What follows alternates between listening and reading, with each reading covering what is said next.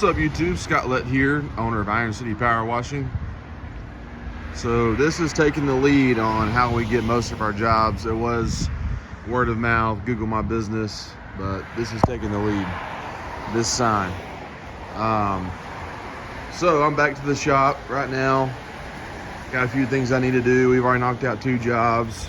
Had a $1,100 day and it's only noon.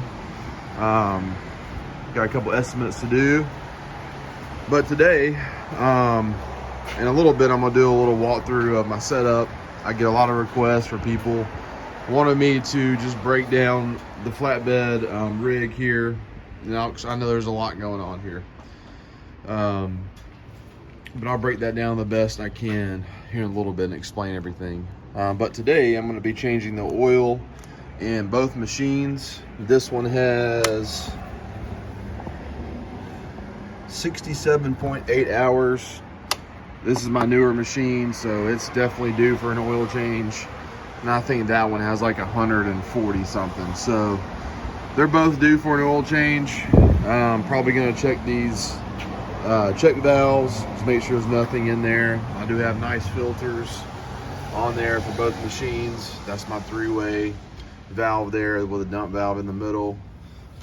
Got these little guys here for some organizing I'm going to do here in a little bit. But how do you change the oil in these machines? So luckily my machines came with these 2 drain lines here. So one is for the engine and then one's for the pump. So you literally just take these little plugs off here, unscrew these with some pliers, and it drains out all the oil. So I'm gonna attach some hoses here somehow, and I'm gonna drain it into an old bucket or something like that. And then I bought some new Honda engine oil and then some Comet high pressure pump oil. So I'll be using that to put back in my machine. So my high pressure pump oil actually looks pretty good, so I may just leave it. It's still clear, so which is amazing. So what I may do is just change the oil in my Honda engine here. I'm gonna change both Honda and pump oil for that machine. But we're about to have some loud sirens come by, so I'll talk to you in a second. One of the best things about this truck, one, it's a flatbed, but it has this lift gate here, so this goes up and down. I bought that just to get heavy stuff out of my truck to save my back, but most of the time it just serves as a little workbench. But what I'm working on right now, guys, so you're gonna learn there's always something to maintain, always something to fix. You're gonna be thinking of new ideas, new things just to work more efficiently. So I'm always updating equipment, and I need a new Softwash gun. So I bought this today from Northern Tool. It's rated for 8 gallons per minute. It's rated for a heated pressure washer if I ever go back to using a hot water pressure washer, which we sold ours. Got my fittings here, and I'm going to use this for my downstreaming gun and my M5 twist. So I'm going to put this together real quick and I'll show you what it looks like. Guys, there it is. So I put the size of the fittings. So the fitting going into the bottom of the gun here for your quick connect, that's going to be a 3/8. And then the coupling here that holds your M5 twist is going to be 1/4 inch. So there's my new Softwash gun. It's short, it's perfect. It's got the easy trigger on it. I like that. Put it over here with my other wands here. I got some other wands here, one with my J-Rod. Just lay it on my little hook there, ready to rock and roll. All right, guys, so I got all the oil out of my engine and my pump. I'm not even gonna tell you how I did it. Just know that I rednecked it. But I did get all the oil out. So I'm about to put new oil back in. So on your high pressure pump, you wanna make sure you stop right there at that little red dot on this little glass piece here, this little window. That's where you need to stop. You can go a little bit above it, but do not fill this pump up. Definitely don't go too low. If there's too much, the pump won't operate. If there's not enough, you could potentially burn up the pump. So try to stay around that little dot there. Most pumps have this indicator.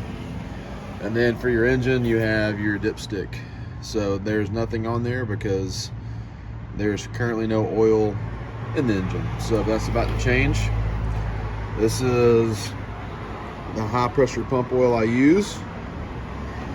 And then this is my engine, my Honda engine pump oil. So this takes about 2 quarts, 2 of these. And then the pump, I just pour it until I hit that indicator right there to stop. So simple as that. About to fill this bad boy up and it'll be ready to use tomorrow. All right guys, see my line right here? I'm a little bit above the dot, which is right where I want to be. So see how clear that oil is? It's not murky, doesn't have any color to it. It's clear. That is fresh oil for your pump. So I recommend a little funnel here so you don't get oil all over the place. But this pump's ready to rock and roll. Take this out here. Put your breathable cap back on. I just hand tighten it. I don't ever make it too tight. Voila. Pump is ready. All right guys, I got a loud road behind me, so hopefully you can hear me. But before I jump into any of this, all this is very important. I know guys who watch this channel really want to know about equipment and stuff, but very rarely do you hear about the things that you need inside your truck, things that are going to keep you organized. So these are the things that I think are important, things that have really helped my business grow. Just things I think you need that people really don't talk about. So first thing, this is a personal preference. I'm not trying to put religion on you or anything like that, but I have the word of God there. The Lord gets all the praise and glory. He has made my business flourish. He gets all the glory for all this. I have the Bible there, devotional, I have a backup computer in case this one goes out, and I have a little planner there, just old school planner. I have my computer here, guys. Being organized on the administrative side is going to make or break you, okay? I recommend getting a CRM, getting an Excel spreadsheet, just having different forms of how you keep up with your clientele, your estimates, your invoices. Having a database is important. And I keep this in my truck to stay organized. I can send invoices once I finish the job, all that kind of stuff. This is what I was kind of working on today. Getting organized, guys. So I put this little box together. It's got my socket set. It's got my O-rings. Let me just open it up for you. These are things that I use all the time. And I was tired of scrambling for stuff, so I just put this little box together. Got my O-rings here. I've got my surface cleaning nozzles, super glue. Got my smaller screwdrivers there, plumber's tape. All that is organized. Got a lot of O-rings. They do go bad, especially if you're using hot water a good bit. So there's that.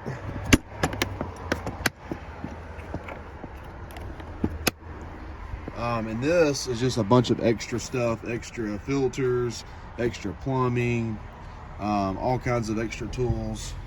So that's my extras bag.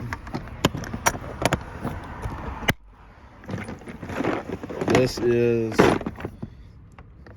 fittings, more plumber's tape, my water key, just your basic stuff. I'm going to add to this different couplings, all kinds of stuff.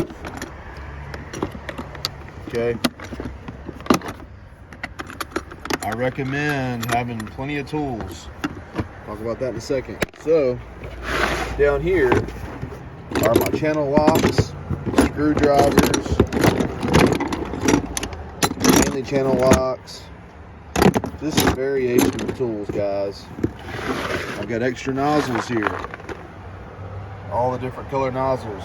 I've got 2 backup Everflow pumps. I got more magnets in there. I got more shirts. In that box there is extra clothes, my Huck boots. I've got my ventilator. I've got my owner's manual for my pressure washer, an extra lance up here, some zip ties. All right, got my safety glasses here, my sunglasses. I've got my ear protection. Those are noise cancellation earphones. I've got a invoice pad there.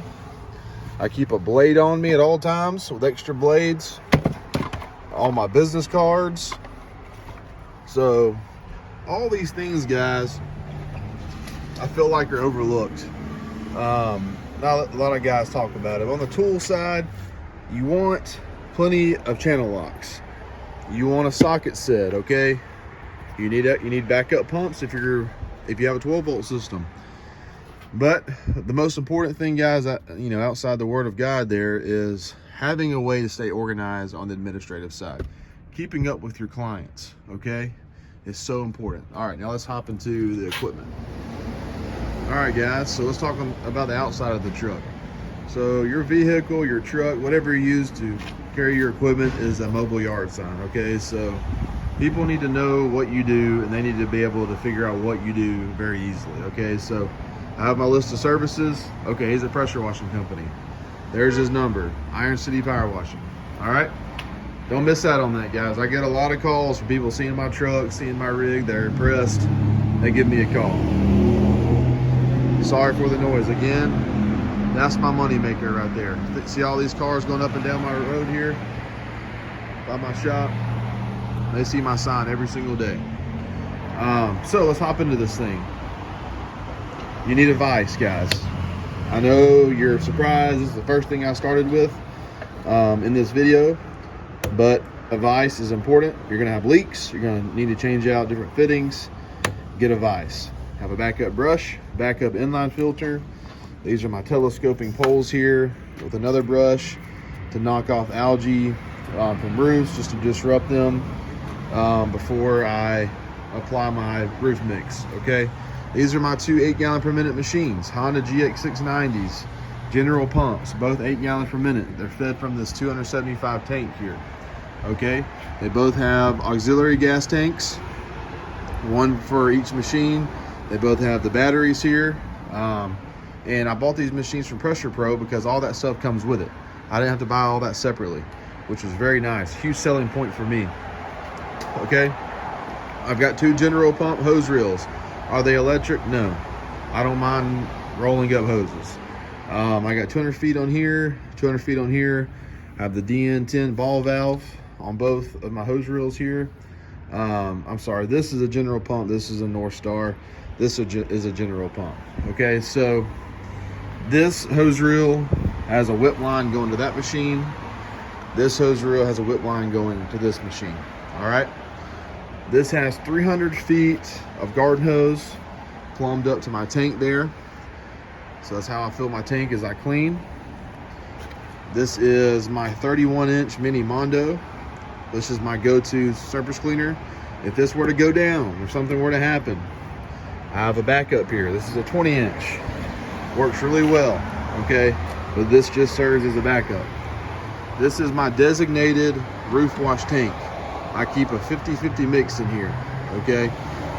So this is what I use to clean roofs. I don't use proportioners, okay? Because on what we do, we either downstream and get 1%, we clean a roof, and if I need anything in between, I'll use my extract reservoir. I don't need proportioners. They always leak, they always go bad. I don't feel like fooling with them. So I batch mix. All right, this is my 12-volt pump. I put my drop stick in this designated bleach tank, and it pumps from my tank, and it goes down to my hose reel here. This is my Flexzilla hose reel for my 12-volt pump. This is my Softwash Gun here, stainless steel. Here's my other guns up here, the one I just built today for soft washing. This is gonna downstream for me. That lance there, the longer one, is for my turbo nozzle. And I have some extra wands on there for backup. All right.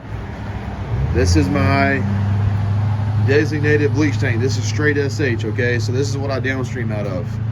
I just drop my drop stick in here, pull Kim. I canceled my Flow Pro order, by the way, guys. You're gonna shake your head at that, but I don't need it. All right, I move fast. I can just use my M5 twist to apply chem, swap over to my X-Jet nozzle, which does not pull chem, and rinse. That's the system I'm using, and I'm sticking with it. I don't need the Flow Pro. I've heard a lot of people have trouble out of it. I don't have time to fool with it. I need a system that is going to get the job done with not much maintenance. Okay, so the more things that are, you know, electrical, remote control, SHs everywhere, is eventually going to ruin. I don't have time to fix it. So my rig is built around not having to fix a whole lot of things. Things do happen, but you know, the fancier you get, the more you got to maintain, the more you got to fix. That's just kind of how I see it. All right, so I'm not against the Flow Pro. It's awesome, it's efficient, but I don't have time to fool it right now. We're just so busy.